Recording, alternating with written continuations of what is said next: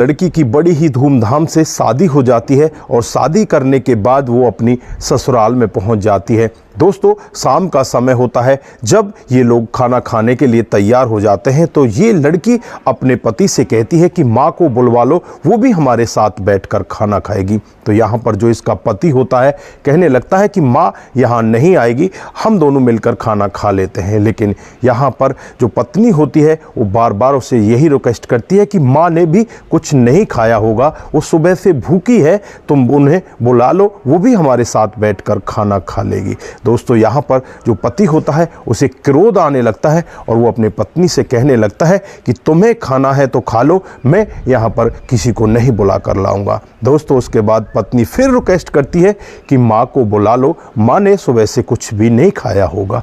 दोस्तों, यहाँ पर पति को इतना गुस्सा आता है और गुस्से में एक तमाचा अपनी पत्नी को जड़ देता है। दोस्तों, नव विवाहित पत्नी जो आज पहले दिन इस घर में आती है, उसके गाल पर इतनी तेजी से तमाचा मारा जाता है, वो वहीं पर टूट जाती है, वहीं पर रोने लगती है। और उसके बाद जो आगे यहाँ पर होता है, अगर आप भी पूरी कहानी के बारे में जानना चाहते हैं तो वीडियो को जरा सा भी स्किप ना करें। आइए दोस्तों, जानते हैं पूरा मामला क्या था।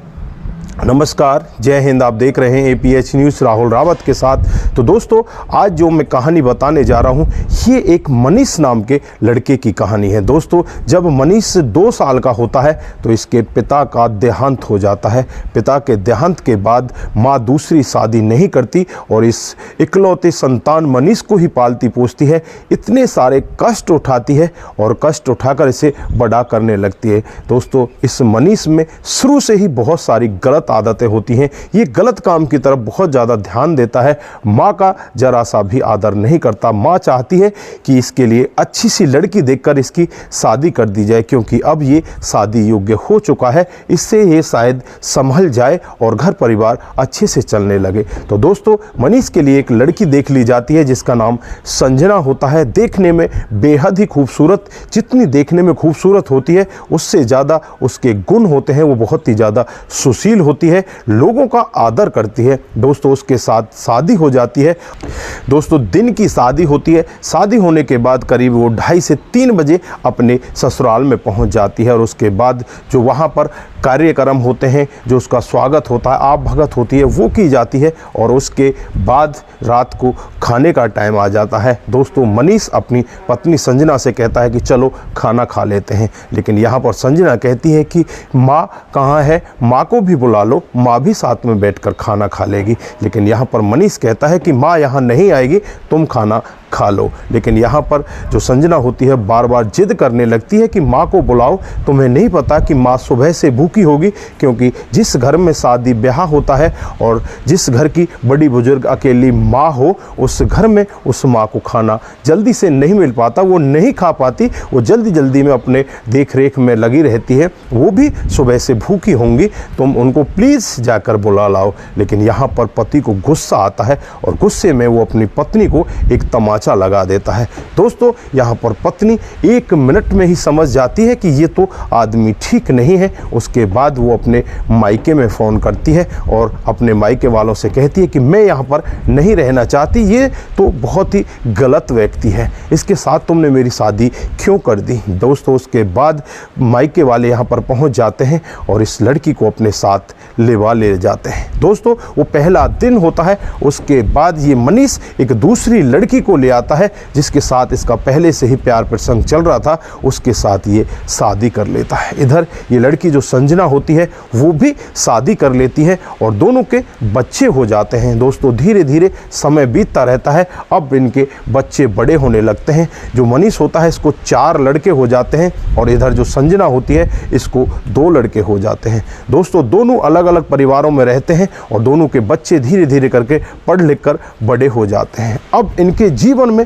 एक नया मोड़ आने वाला होता है। किसी ने कभी कल्पना भी नहीं की थी कि इस तरह का मोड़ आएगा। दोस्तों, जो इसकी माँ होती है मनीष की, वो इसी तरह से परेशान रहने लगती है। मनीष उसे खाना तक नहीं देता, वो माँ दर बदर की ठोकरें खाने लगती है। उसके जीवन में तो मानो कभी उसने कभी सुख देखा ही नहीं, क्योंकि पहले उसके पति चल बसे थे, उसके बाद उसका एक सहारा था बेटा, उसे बड़ा करती हुई वो अपने पूरे जीवन की सारी कमाई उसके ऊपर लगा देती है। लेकिन यहाँ पर मनीष इतना गलत निकलता है, उसे खाना तक टाइम पर नहीं देता। दोस्तों वो औरत इसी तरह से पछतावा करते करते अपने प्राण त्याग देती है।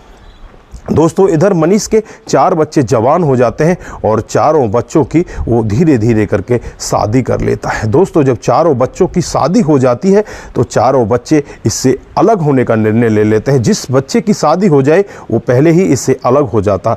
दोस्तों इसी तरह से चारों बच्चों की जब शादी 4 साल के अंतर में हो जाती है तो चारों बच्चे इससे अलग हो जाते हैं। जो इसकी ज़मीन जायदाद होती है वो बच्चों के नाम हो जाती है। अब इसके पास कुछ भी नहीं रहता, खाने तक के भी लाले पड़ जाते हैं। दोस्तों यहाँ पर जो बच्चे होते हैं इसे धक्का मार के घर से बाहर कर देते हैं और ये बस रोड पर आ जाता है। दोस्तों फिर रोने लगता है और फिर इसे वही पहला दिन याद आने लगता है जो इसकी शादी का पहला दिन होता है। इसकी पत्नी ने इससे रिक्वेस्ट की थी, उसको इसने तमाचा लगाया था। दोस्तों ये सोचता हुआ यहाँ से अपने घर से निकल जाता है और निकलकर वो एक ऐसी जगह पर पहुँच जाता है जहाँ पर भिखारी लाइन में बैठे होते हैं। दोस्तों वहीं पर बैठ जाता है और वहीं पर भीख मांगने लगता है, वहीं पर अपना गुजारा करने लगता है। दोस्तों 1 से 1.5 महीने का समय उसका इसी तरह से गुजर जाता है। उसकी दाढ़ी बढ़ जाती है क्योंकि उम्र भी उसकी हो चुकी होती है।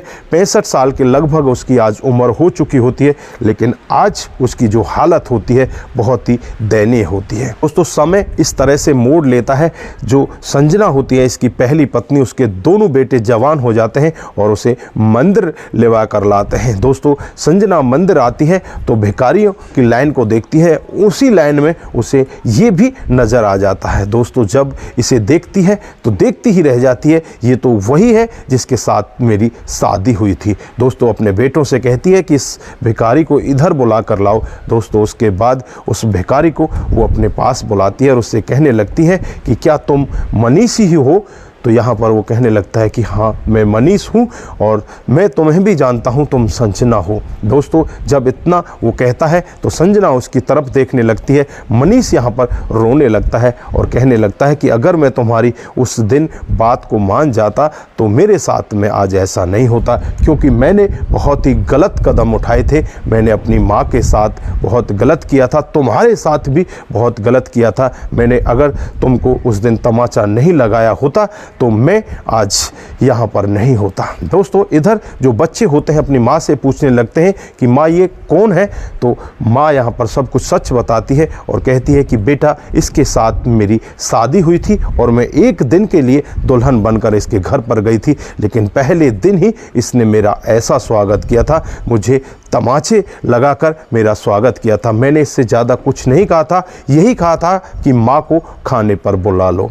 दोस्तों उसके बाद बेटे भी उसकी तरफ देखने लगते हैं और उसकी हालत को देखकर उन्हें भी बहुत ज़्यादा दया आती है। उसके बाद उसे खाना दिया जाता है और जो यहाँ पर बेटे होते हैं कहने लगते हैं कि माँ हमारे घर पर भी कोई नहीं है, हमारे खेतों पर भी कोई नहीं है, हम क्यों ना इनको अपने साथ ले चले, हम ही इनको खाना दे दिया करेंगे।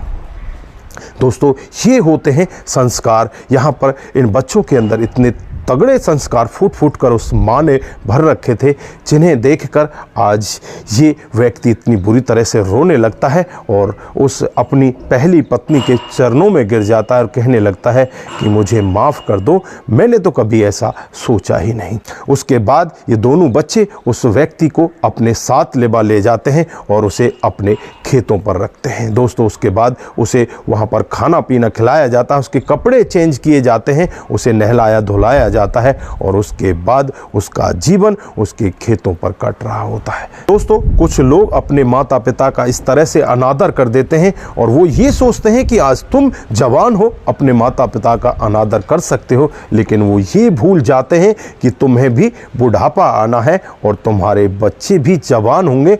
जो तुम आज परोस रहे हो कल तुम्हें सूद के समेत वापस ज़रूर मिलेगा। दोस्तों यहाँ पर भी यही होता है और इस कहानी को सुनाने का उद्देश्य भी हमारा यही है कि कोई भी व्यक्ति अपनी माँ अपने पिता को इस तरह से रुस्वा ना करे, जिसकी वजह से आपको भी ऐसे ही दिन देखने पड़े। तो दोस्तों ये थी आज की हकीकत की कहानी। अगर आप लोगों को जरा सी भी अच्छी लगती है, जरा सी भी प्रभावित करती है, तो दोस्तों के साथ ज़रूर शेयर करके जाइए। दोस्तों आज के लिए लिए बस इतना ही। फिर मिलते हैं किसी नए मोड के साथ। तब तक के लिए आप अपना ख्याल रखें, परिवार का ख्याल रखें, सतर्क रहें, सावधान रहें। नमस्कार, जय हिंद,